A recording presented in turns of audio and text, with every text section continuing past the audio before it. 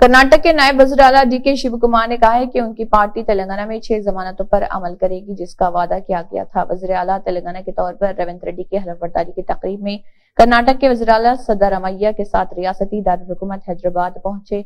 शिव कुमार ने मीडिया से बात करते हुए कांग्रेस पार्टी के हक में खत-ए-एतमाद पर रियासत के अवाम से इज़हार तशक्कुर किया।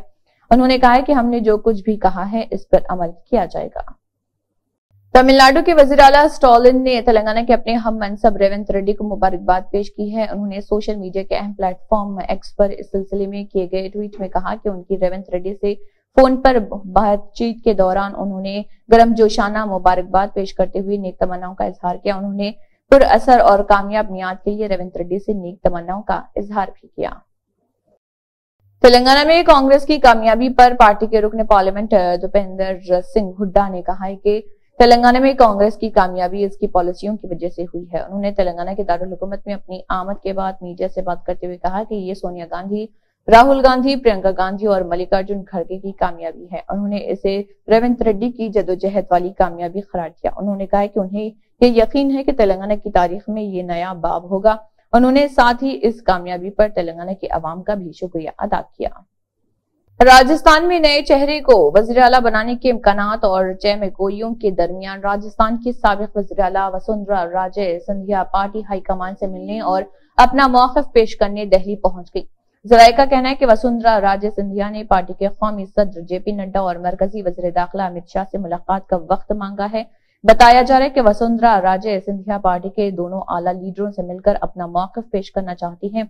ख्याल रहे कि राजस्थान असेंबली इंतखाबात के इंतखाबी नताइज के बाद जिस तरह से अरकान असेंबली ने जयपुर में वसुंधरा राजे सिंधिया की रिहाइशगाह पर मीटिंग शुरू की, इससे ये पैगाम जा रहा था कि वसुंधरा राजे सिंधिया वज़ीर आला के ओहदे के लिए हाईकमान पर दबाव बनाने के लिए अरकान असेंबली को मुतहरिक करके अपनी ताकत का मुजाहरा कर रही।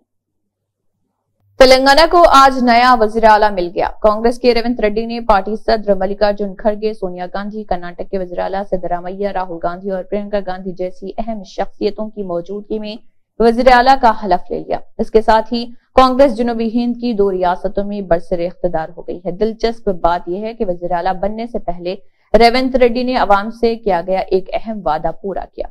दरअसल हल्फ बर्दारी से पहले प्रगति भवन वज़ीर आला रिहाइश के पास लगी लोहे की बाड़ को बुलडोजर की मदद से हटा दिया गया। सोशल मीडिया पर कई ऐसी वीडियो सामने आई हैं जिसमें दिखाया गया कि अवाम की रसाई और गाड़ियों की आमद व रफ्त आसान बनाने के लिए प्रगति भवन के सामने लगे लोहे के बैरिकेड हटा दिए गए।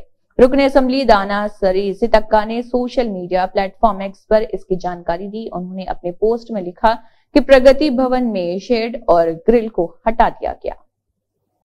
महाराष्ट्र के साबिक वजीर नवाब मलिक, जो मनी लॉन्ड्रिंग के मुबैना मामले में 18 महीने के लिए जेल में बंद थे, जुमेरात को नायब वजीर आला अजित पवार की क़ियादत में नेशनलिस्ट कांग्रेस पार्टी NCP के धड़े में शामिल हो गए। पार्टी ज़राए के मुताबिक 64 साल मलिक ने फरवरी 2022 से अगस्त 2023 तक जेल में वक्त गुजारा और फिलहाल मेडिकल जमानत पर बाहर हैं। कबल अजित पवार ने मीडिया वालों को बताया कि उन्होंने मलिक को फोन करके कहा कि नागपुर में खुशामदीद, और उन्होंने कहा है कि वो एक सीनियर लीडर हैं जो इस तरह के मामलात पर अपने फैसले खुद लेने की सलाहियत रखते हैं। जुमेरात की सुबह वो महाराष्ट्र लेजिस्लेचर के सरमाई इजलास के लिए नागपुर गए और विधान भवन कॉम्प्लेक्स में अजित पवार ग्रुप लीडर के दफ्तर गए।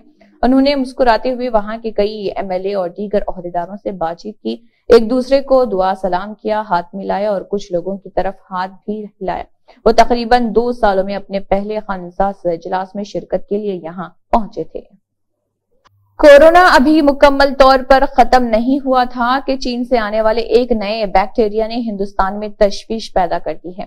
एक नए चीनी बैक्टीरिया माइकोप्लाज्मा की हिंदुस्तान में एंट्री हो चुकी है, जो छोटे बच्चों को मुतासर कर रहा है। ये बीमारी चीन में तबाही मचा रही। दिल्ली के all India institute of medical sciences से एम्स के अस्पताल ने अप्रैल और सितंबर के दरमियान माइक्रोप्लाज्मा निमोनिया के 7 केसों का पता लगाया। एम्स ने PCR और IgM एलिसा नाम के 2 टेस्टों के जरिए चीन में बच्चों में सांस की बीमारी पैदा करने वाले जरासीम माइकोप्लाज्मा निमोनिया के 7 केसेस रिकॉर्ड किए हैं। PCR और IgM एलिसा टेस्ट की मुस्बित शरह 3 और 16% पाई गई है। यही वजह है कि चीन से आने वाले कोरोना का सामना करने के बाद हिंदुस्तान में इस बीमारी का खौफ फैलना शुरू हो गया है।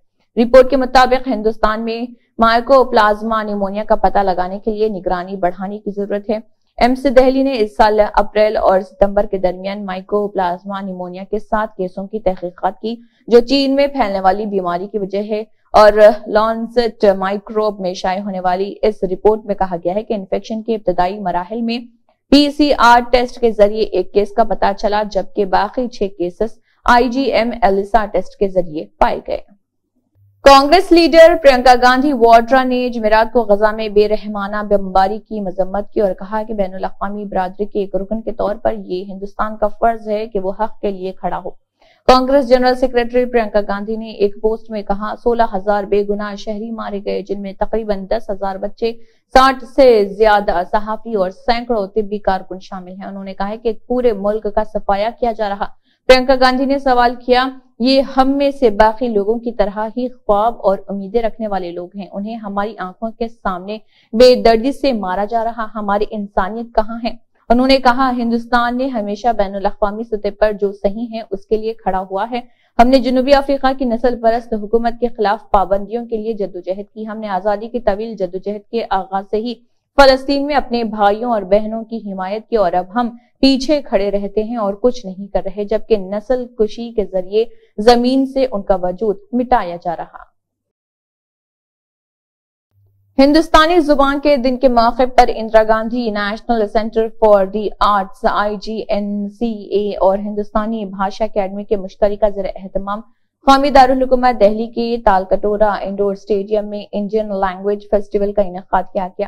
اس پروگرام میں مہمان خصوصی کے طور پر شرکت کرنے والے رام ناتھ کووند نے بچوں کی موجودگی پر خوشی کا اظہار کیا اور کہا مجھے اتنی بڑی تعداد میں ہونہار طلبہ اور ہندوستانی زبانوں کے اساتذہ کو دیکھ کر بے حد فخر محسوس ہوتا ہے۔ انہوں نے کہا کہ اتنا وسیع اور شاندار ہندوستان آج میرے سامنے ہے، واقعی میں نے انڈیا کی زندہ مثال سمجھتا ہوں، کون اس خوبصورت منظر کو دیکھ کر مسحور اور متوجہ نہیں ہوگا۔ مجھے یہ کہتے ہوئے خوشی ہوتی ہے کہ آج باغبان اور پھول اکٹھے بیٹھے ہیں، آپ تمام اساتذہ بحیثیت استاد باغبان ہیں اور تمام طلبہ جو شاگرد ہیں وہ پھول ہیں۔ میں Indira Gandhi national centre for the arts اور ہندوستانی بھاشا اکیڈمی کو ملک کے مستقبل اور ملک کے مستقبل کے بنانے والوں کی کامیابیوں کو اعزاز دینے کے لیے انڈین لینگویج فیسٹیول کا انعقاد کرنے پر مبارکباد دیتا ہوں۔ ہمارا ہندوستان تنوع سے بھرا ملک ہے۔ ہندوستان جغرافیائی، ثقافتی، کھانے کی عادات، طرز زندگی، عقیدے، عقائد کے ساتھ ساتھ زبانوں میں تنوع کے لحاظ سے دنیا کا سب سے امیر ملک ہے۔ اس بار دہلی کے اسکولوں میں سردیوں کی چھٹیاں مختصر ہوں گی۔ گزشتہ سال کے مقابلے اس سال طلبہ کو سردیوں کی چھٹیاں کم ملنے والی ہے۔ دہلی حکومت کے ڈائریکٹوریٹ آف ایجوکیشن نے 1 سے 6 جنوری 2024 تک اسکولوں میں موسم سرما کی تعطیلات کا اعلان کیا۔ عام طور پر سردیوں میں اسکول 15 دن بند رہتے ہیں، لیکن اس بار ایسا نہیں ہوگا۔ دہلی حکومت کے ڈائریکٹوریٹ آف ایجوکیشن کے مطابق دہلی کے اسکولوں میں 1 سے 6 جنوری 2024 تک موسم سرما کی تعطیلات ہوں گی، تاہم 7 جنوری کو اتوار ہونے کی وجہ سے اسکول پیر 8 جنوری سے کھل سکیں گے۔ قابل ذکر ہے کہ دہلی میں جنوری کے مہینے میں شدید سردی پڑتی ہے۔ دہلی کی سردی کے پیش نظر تمام اسکولوں میں 1 سے 5ویں جماعت کے بچوں کے لیے عام طور پر 25 دسمبر سے 15 جنوری تک موسم سرما کی چھٹیاں ہوتی ہیں۔ اگر ہم 6ٹی جماعت سے 12ویں جماعت کے طلبہ کی بات کریں تو ان کے لیے موسم سرما کی چھٹیاں عموماً 1 سے 15 جنوری تک ہوتی ہیں۔ خلیج بنگال میں شدید سمندری طوفان میچانگ کی وجہ سے ہونے والی موسلادھار بارش سے آندھرا پردیش کے کچھ حصوں میں نشیبی علاقے زیرآب آ گئے اور کھڑی فصلوں کو بھاری نقصان پہنچا۔ طوفان سے متاثرہ اضلاع کے کچھ گاؤں کا رابطہ منقطع ہو گیا کیونکہ جھیلوں، تالابوں اور نالوں میں پانی بھر جانے کی وجہ سے سڑکیں زیرآب آ گئی ہیں۔ متاثرہ علاقوں میں پانی بھر جانے یا درخت اور بجلی کے کھمبے گرنے سے سڑکوں کا رابطہ منقطع ہو گیا۔ سمندری طوفان جو بابٹلہ کے قریب ساحل سے گزرا، تیز ہواؤں کے ساتھ زبردست بارش ہوئی۔ طوفان سے متاثرہ بابٹلہ، کرشنا، NTR، گنٹور، پالا ناڈو، ایلورو، مشرقی گوداوری، مغربی گوداوری، الوری، سیتارامراجو، انک پلے، نیلور اور تروپتی اضلاع میں ہزاروں ایکڑ سے زیادہ فصلوں کو نقصان پہنچا۔ جب کسان فصل کی کٹائی کے لیے تیار تھے تو اچانک آفت آ گئی۔ نقصان سے وہ صدمے میں ہیں۔ دھان، کپاس، مرچ اور مکئی کی فصلوں کو بڑے پیمانے پر نقصان پہنچا۔ اس دوران وزیر اعلیٰ وائس جگن موہن ریڈی نے طوفان سے متاثرہ اضلاع کے کلکٹروں، پولیس سربراہان اور دیگر سینئر عہدیداروں کو معمول کی بحالی پر توجہ دینے کی ہدایت کی۔ اسی کے ساتھ ہائی ٹیک نیوز کے نیشنل اور انٹرنیشنل خبریں اختتام کو پہنچتے ہیں۔ اللہ حافظ۔